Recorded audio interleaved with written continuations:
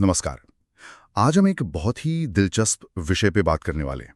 सोचिए, आज से कोई 4,500 साल पहले हम्म एक ऐसी सभ्यता जिसने ऐसे शहर बसाए, मतलब ऐसी प्लानिंग के साथ कि आज भी देखकर हैरानी होती है। बिल्कुल। एकदम सीधी सड़कें, हर घर में बाथरूम, और वो भी ढकी हुई नालियों के साथ। ये सब उस जमाने में था। हाँ, हम बात कर रहे हैं सिंधु घाटी सभ्यता की, और आज हमारी जो ये चर्चा है इसका आधार है Indus Valley civilisation, India's first smart cities शीर्षक वाला लेख। इसके कुछ अहम हिस्सों पर हम बात करेंगे। हाँ, और ये लेख वाकई सोचने पर मजबूर करता है ना, कि उस प्राचीन दौर में भी शहरी जीवन कितना कितना उन्नत हो सकता था। बिल्कुल। ये पहले स्मार्ट शहर वाला जो विचार है ना। हाँ, वही। ये बहुत दिलचस्प है क्योंकि स्मार्ट सिटी तो हम आजकल की बात समझते हैं, टेक्नोलॉजी वाली। सही कहा। इस नजरिए से देखें।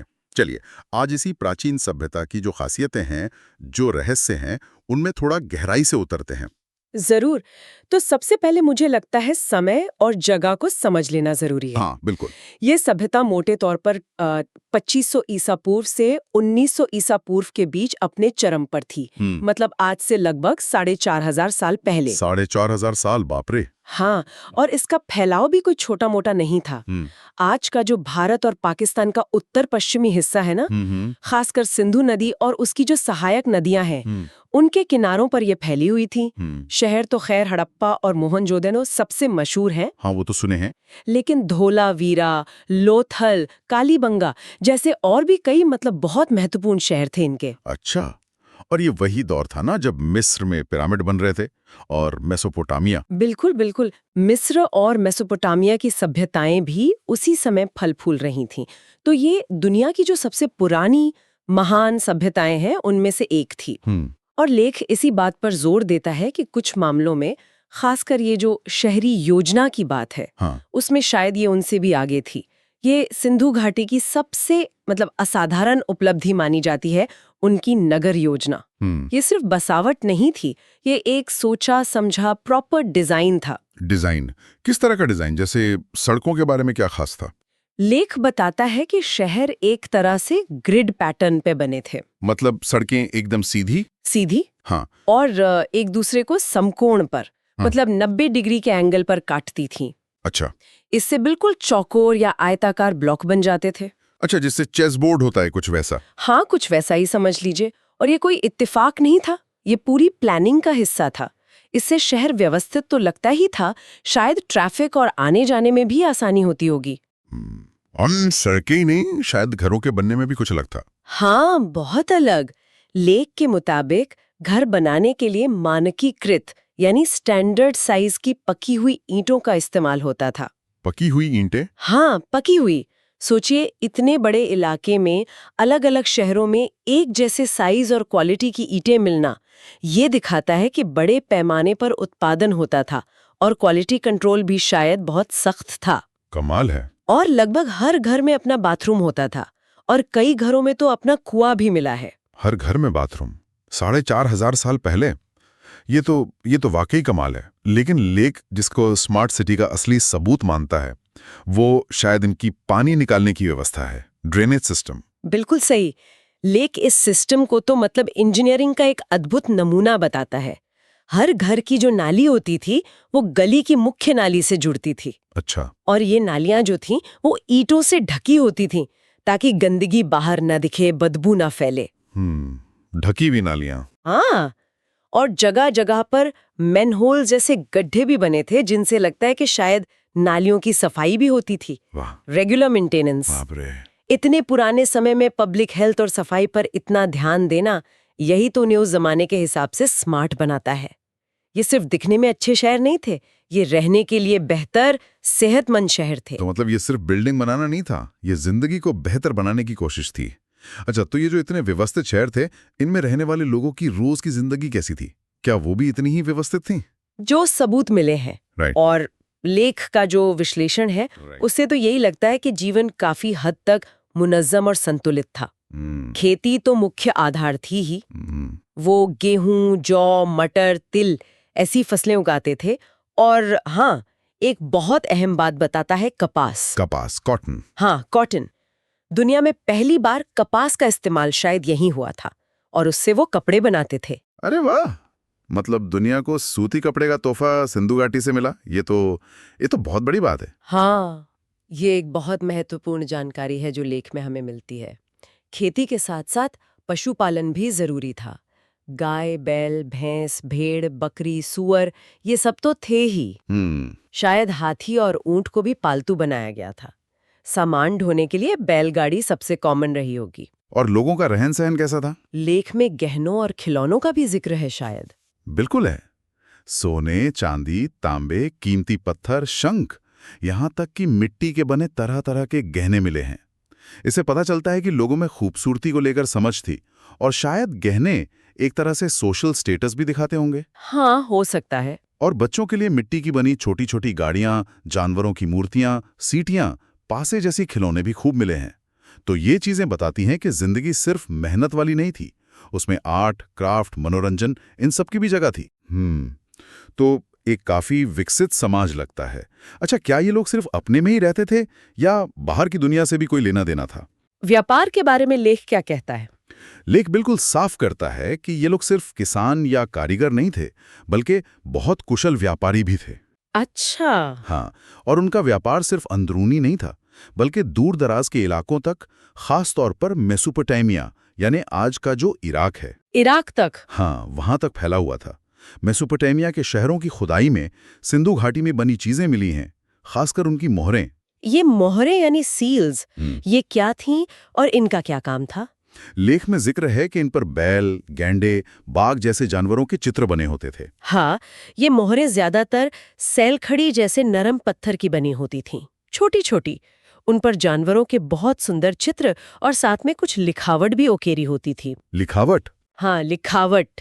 लेख का अनुमान है कि इनका इस्तेमाल शायद व्यापार में एक पहचान चिन्ह की तरह होता था। जैसे आज कंपनी अपना लोगो इस्तेमाल करती है ना, हाँ। वैसे ही। शायद माल के बंडलों पर ठप्पा लगाने के लिए या ये दिखाने के लिए कि ये माल किसका है।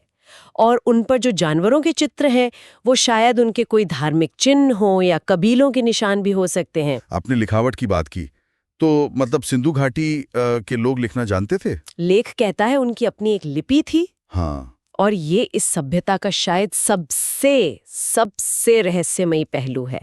हमें हजारों की तादाद में मोहरों पर, मिट्टी के बर्तनों पर, तांबे की छोटी पट्टिकाओं पर उनकी लिपि के नमूने मिले हैं। हजारों? हाँ, हजारों। इसमें कई तरह के चिन्ह हैं, प्रतीक हैं। ये तो साफ है कि वो लिखना जानते थे, पर मुश्किल ये है कि आज तक कोई भी इस लिपि को पूरी तरह से पढ़ नहीं पाया है। इतने सारे सबूत मिलने के बाद भी ये तो बहुत बड़ा रहस्य है। सोचिए, अगर ये लिपि पढ़ ली जाती, हाँ, तो उनके समाज के बारे में, उनके ज्ञान, उनके लिटरेचर के बारे में कितना कुछ पता चल सकता था। बिल्कुल। ये प्राचीन भारत के इतिहास की सबसे बड़ी पहेलियों में से एक है। अगर हम इसे समझ पाते तो उनके धर्म के बारे में, उनकी सरकार कैसी थी, समाज कैसा था और शायद उनके पतन के कारणों के बारे में भी सीधी जानकारी मिलती। अभी तो उनके धार्मिक विश्वासों के बारे में जो भी हम जानते हैं, वो सब खुदाई में मिली चीजों के आधार पर लगाए गए अनुमान ही हैं। अच्छा, किस तरह के अनुमान? क्या लगता है, कैसा धर्म था उनका? लेख के अनुसार ऐसा लगता है कि वो प्रकृति की पूजा करते थे, जैसे पेड़ पौधे, खासकर पीपल का पेड़। पशुओं की पूजा, जैसे कुबड़ वाला बैल बहुत महत्वपूर्ण लगता है। पानी की, शायद आग की भी पूजा होती थी। और बड़ी संख्या में मिट्टी की बनी औरतों की मूर्तियां मिली हैं। अच्छा। हाँ, जिन्हें मातृ देवी माना जाता है। इससे लगता है कि शायद फर्टिलिटी यानी उर्वरता और माँ का जो रूप है देवी का, वो उनके लिए बहुत महत्वपूर्ण था। और वो एक सील भी है ना, जिस पर कोई योगी जैसा बैठा है। पशुपति सील कहते हैं शायद। हाँ। मोहनजोदड़ो से मिली वो बहुत मशहूर मोहर है। उस पर एक आदमी योग मुद्रा में बैठा है, 3 मुंह दिखाए गए हैं, सिर पर सींग वाला मुकुट है और चारों तरफ जानवर हैं, हाथी, बाघ, गैंडा, भैंसा। कई विद्वान मानते हैं कि यह भगवान शिव का पुराना रूप है, पशुपति यानी पशुओं का स्वामी।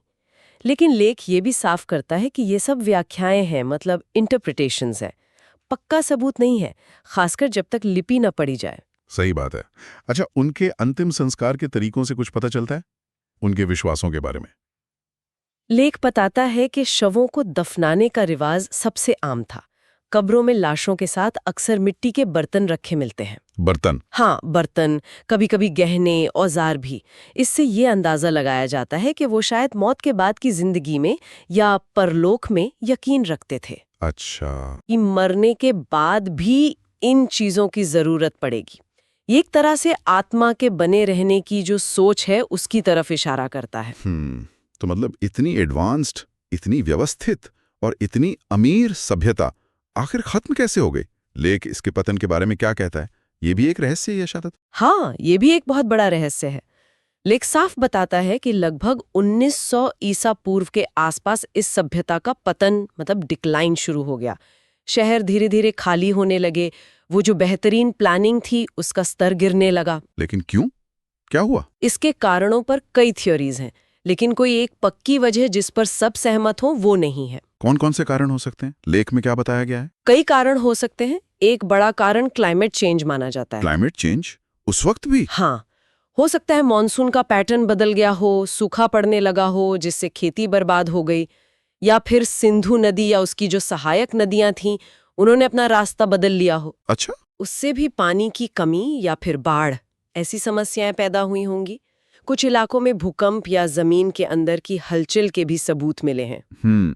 और वो एक थ्योरी आर्यों के आक्रमण की भी तो थी। हाँ, लेख उसका जिक्र करता है क्योंकि एक जमाने में वो काफी पॉपुलर थ्योरी थी कि मध्य एशिया से आर्य लोग आए और उन्होंने हमला करके इस सभ्यता को खत्म कर दिया। हाँ। लेकिन लेख ये भी साफ करता है कि इस थ्योरी के लिए कोई ठोस पुरातात्विक सबूत मतलब आर्कियोलॉजिकल एविडेंस बहुत कम है, और अब ज्यादातर इतिहासकार इसे पतन का मुख्य कारण नहीं मानते। ये अभी भी इतिहासकारों के बीच एक बहस का मुद्दा है। तो फिर असली वजह क्या रही होगी? लेख का झुकाव इस तरफ है कि पतन शायद किसी एक कारण से नहीं हुआ होगा, बल्कि कई चीजें एक साथ हुई होंगी। बाढ़, सूखा, नदी का रास्ता बदलना, शायद व्यापार में कमी, और इन सब का मिला-जुला असर पड़ा होगा। अच्छा, मतलब कई फैक्टर थे। हाँ, जिसमें शायद पर्यावरण में जो बदलाव आए उनका रोल सबसे अहम रहा होगा। ये एक धीमी प्रक्रिया रही होगी जिसमें शहर धीरे धीरे उजड़ गए और लोग शायद पूरब और दक्षिण की तरफ छोटे गांवों में जाकर बस गए। लेकिन पतन की एकदम सही वजह आज भी रिसर्च का विषय है। तो ये सभ्यता भले ही फिजिकली खत्म हो गई, लेकिन क्या इसकी कोई विरासत, कोई लेगेसी बची है? लेख इसके महत्व को कैसे देखता है? लेख इस बात पर बहुत जोर देता है कि सिंधु घाटी सभ्यता सिर्फ खंडहर नहीं है।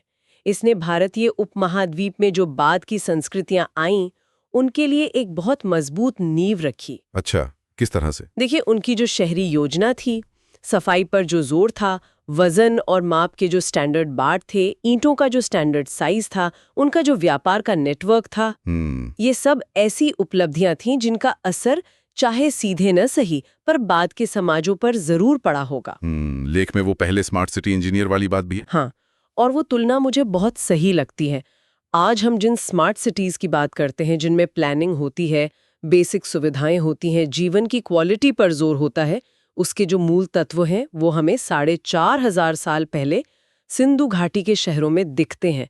ये उनकी दूरदर्शिता और उनकी इंजीनियरिंग का कमाल था। और लेख के आखिर में एक बहुत गहरी बात कही गई है कि सभ्यता का मतलब सिर्फ ऊंची ऊंची इमारतें नहीं होता, बिल्कुल, बल्कि सफाई, व्यवस्था और एकता होता है। सही कहा।